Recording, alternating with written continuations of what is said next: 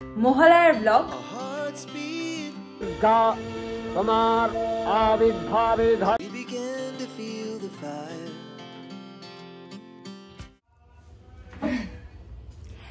Hello everyone, welcome back to my channel. আশা করছি সবাই আপনারা ভালো আছেন, সুস্থ আছেন এবং মোস্ট ইম্পর্টেন্টলি সবাই পজিটিভ আছেন। আমাকে দেখতে একটু কেমন লাগছে, কিছু করার নেই, বাড়িতে তো মানুষ এরকমভাবেই থাকে উইদাউট মেকআপে।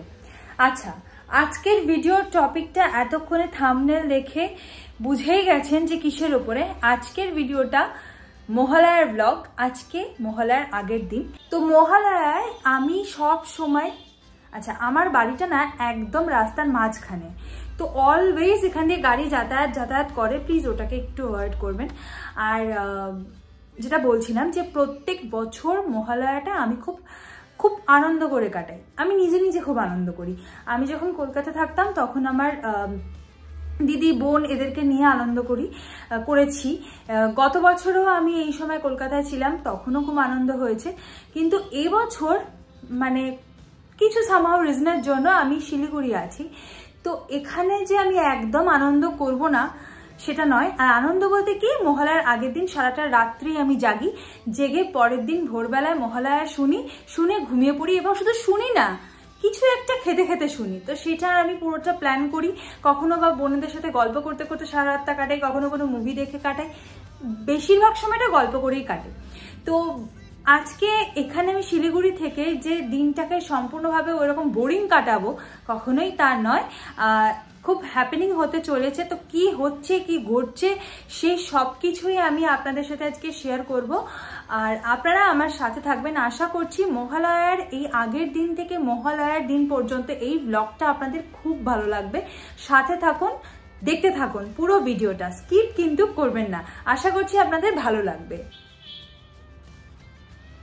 ঘড়িটা দেখালাম, দেখতে পেলেন রাত্রির 11টা বাজে। হঠাৎই ঠিক হলো যে বন্ধু বান্ধবরা সবাই মিলে একটা গেট টুগেদার হবে। হোল নাইট একটা সুন্দর পার্টি করার ইচ্ছা আছে।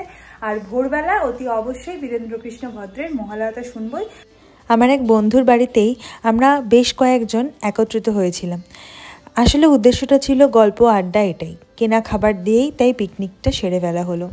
বিরিয়ানি ছিল, চিপস ছিল, কোল্ড ড্রিঙ্কস ছিল, সবই ছিল। তার সাথেও ছিল একজন ক্ষুদে সদস্য, যাকে পুরো রসগোল্লার মতো দেখতে। যাই হোক, বিরিয়ানি থাকা সত্ত্বেও আমার বন্ধু এত সুন্দর তাড়াতাড়ি এগ ফ্রাইড রাইস বানিয়ে নিয়ে এলো, যেটা খেতে কিন্তু অসাধারণ হয়েছিল। আমরা সবাই বিরিয়ানি ফেলে রেখে দিয়ে এগ ফ্রাইড রাইসটা খেয়েছি।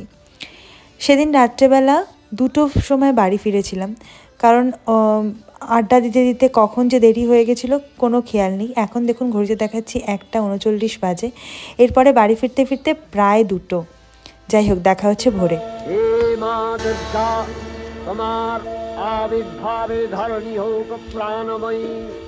মর্নিং, আজকে হলো নেক্সট ডে। আজ মহালয়াতে প্রত্যেককে জানাই প্রীতি, শুভেচ্ছা, আন্তরিক ভালোবাসা। কাল ফিরেছি, ফিরতে ফিরতে প্রায় 2টো। তারপরে একটু জেগে শুয়েছিলাম, তারপরে চোখটা লেগে গেছিল, তো ভাগ্যিস অ্যালার্ম দিয়ে শুয়েছিলাম 4টের সময়। একদম উঠে রেডিওতে মহালয়া শুনেছি। যেহেতু আমার এই ফোনটাতেই, মানে যে ফোনটাতে এখন আমি ভিডিও করছি, সেই ফোনটাতেই আমি মহালয়া শুনেছি, তাই আর ওটাকে আলাদা করে আমি আর শ্যুট করতে পারিনি। 4টে থেকে 5টা, 5:30 পর্যন্ত মহালয়া শোনার পরে টিভিতে আর দেখিনি, একটু ঘুমিয়ে পড়েছিলাম। সকালবেলা আজকে স্পেশাল জলখাবার ছিল লুচি আর ছোলার ডাল। যেহেতু ওই টাইমটাতে সকলেরই একটু কাজের তাড়া থাকে, আমার হাজব্যান্ড, আমার শ্বশুর একটু দোকানে বেরোয়, এগুলোর চাপ থাকে, তো সেই সমস্ত কারণের জন্য ভিডিওটা করতে পারিনি। তো এখন চলুন দেখাচ্ছি আপনাদেরকে যে জলখাবারে হয়েছিল লুচি, ছোলার ডাল, বেগুন ভাজা। যেহেতু মহালয়া মানে একটা আনন্দ, একটা গেট টুগেদার। তো আমার ননদ, আমার দিদি বলতে পারেন, ননদের থেকে বেশি দিদি, তো আমার হাজব্যান্ডের দিদিকে ইনভাইট করা হয়েছে, বাড়িতে আসবে, একটু মজা, গল্প, আনন্দ, দুপুরে একটু খাওয়া দাওয়া। এটাই তো জীবন, তাই না? এটাই লাইফ। আজকে সারাদিনে শুধু খাওয়া দাওয়া আড্ডা এটাই নয়, তার সাথে আমি টুকটাক গান বাজনা করি, তো সেই জন্য গানের একটা অনুষ্ঠানও আমার সন্ধ্যাবেলা আছে। সেই সবই আপনাদের সাথে শেয়ার করব। গলদা চিংড়ি নিয়ে আসা হয়েছিল, কিন্তু ওইটা করা হয়নি, অলরেডি অনেক কিছু রান্না করা হয়ে গেছিলো সেই জন্য। এদিকে কড়ায় হাঁড়িতে বসানো আছে মাটন, যেটা খুব টেস্টি হয়েছিল। এদিকে ভাতের চাল ভেজানো আছে, আর ওদিকে চলুন দেখাই এক এক করে কী কী রান্না অলরেডি হয়ে গেছে। এদিকে আছে পাবদা মাছ, ইলিশ মাছটা আলু বেগুন দিয়ে কালো জিরে দিয়ে ঝোল যেটা হয়। ওদিকে কাতলা মাছের আলু পটল দিয়ে একটা কালিয়া মতো, ছোলার ডাল আর করলা ভাজা। দুপুরবেলা ডালের সাথে খাওয়ার জন্য পটল ভেজে দেওয়া হয়েছিল গরম গরম। আর সকালবেলার জন্য ছিল মেনুতে লুচি আর বেগুন ভাজা। এদিকে দুপুরে খাওয়ার জন্য স্যালাডও কেটে রাখা হয়েছিল। এই হচ্ছে তো কত ধরনের রান্না বান্না। আমাদের বাড়িতে যখনই কোনো কাউকে ইনভাইট করা হয়, সেটা নিজের লোক হলেই বা কেন, এই ধরনেরই রান্না বান্না করা হয়। এখন আমি মাথায় তেল মাখবো, সবসময় আমি রাতে তেল মাখি, কিন্তু আজকে ওই কালকের ওই পার্টির চক্করে পড়ে তার তেল মাখা হয়নি। আমি কখনোই শ্যাম্পু তেল না মেখে করি না।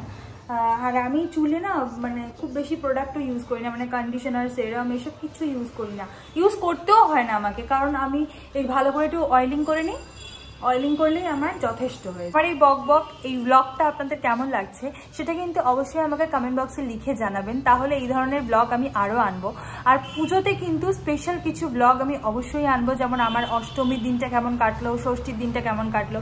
যাই হোক, এখন তো তেলটা বেশিক্ষণ মাথায় রাখা যাবে না, 8 ঘন্টা রেখেই শ্যাম্পু করে নিতে হবে, কারণ চুলটা না শুকোলে হবে না। আমাকে আবার বিকেল 4টের সময় বেরোতে হবে, তাহলে চুলটা পুরোপুরি আমার শুকোতে হবে, তাই না? নাহলে তো সমস্যা হয়ে যাবে, আবার ভালোভাবে মানে সাজা যাবে না।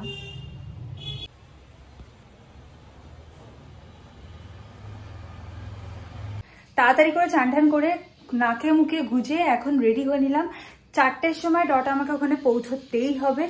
এখনই অলরেডি প্রায় 3:45 বাজে, তা বেরিয়ে যাচ্ছি। কেমন লাগছে আমাকে, এটাই হচ্ছে আমাদের আজকে প্রোগ্রামের theme, golden blouse, red sari আর ঠাকুরের মুখ দেওয়া গয়না।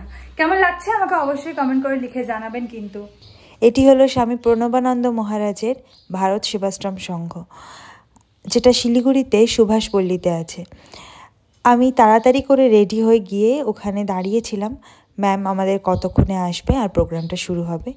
একটু তো ওয়েট করতে হয়েছিল। ভিতরে আশ্রমটা ভীষণ সুন্দর, আর সব থেকে যেটা বড় কথা, এতটা শান্তি হয়তো আর অন্য কোথাও অনুভব হয় না।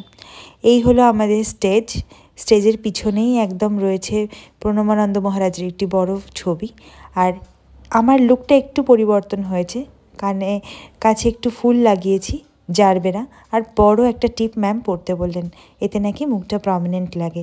ভারত সেবাশ্রম সংঘের এটি হলো মা দুর্গার প্রতিমা, অপূর্ব সুন্দর, কাছ থেকে দেখানো সম্ভব হয়নি। আর এই হলো আমাদের গানের অনুষ্ঠান।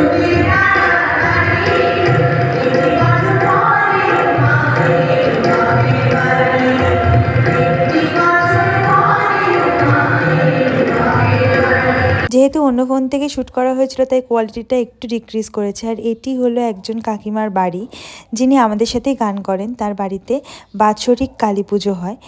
কি অপূর্ব না এই দুর্গা মূর্তিটা, ভীষণ সুন্দর লাগছিল।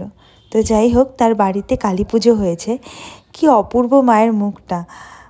এখানেই আমাদের নিমন্ত্রণ ছিল, তো আমরা গেছিলাম, ম্যাম, আমি এবং আমার সেই বান্ধবী মৌনাম। প্রোগ্রাম শেষে আমরা সদল বলে চলে গেছিলাম তার বাড়িতে।